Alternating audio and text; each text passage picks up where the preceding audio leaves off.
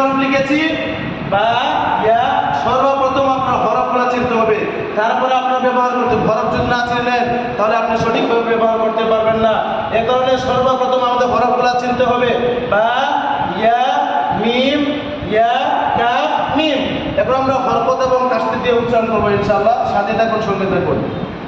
পায়ের নিচে হরকত জের দিয়ে দিলাম, ইয়ার উপরে হরকত জবর দিয়ে দিলাম, মিমের নিচে হরকত জের দিয়ে দিলাম, বিয়ামি। ইয়ার উপরে হরকত জবর দিয়ে জজম দিয়ে দিলাম, কাফের উপরে হরকত পেশ দিয়ে দিলাম, মিমের উপরে জজম দিয়ে দিলাম। এখন আমাদের পরিপূর্ণ বাক্যটা কি হবে লক্ষ্য করুন। বাজের বি, কোনো টান হবে না, হরকত। বাজের বি, ইয়া জবর ইয়া, বিয়া, মিম ইয়া জের মি, বিয়ামি। এখানে টান হবে, কেন টান হবে? জেরের উপরে ইয়া সাকিন,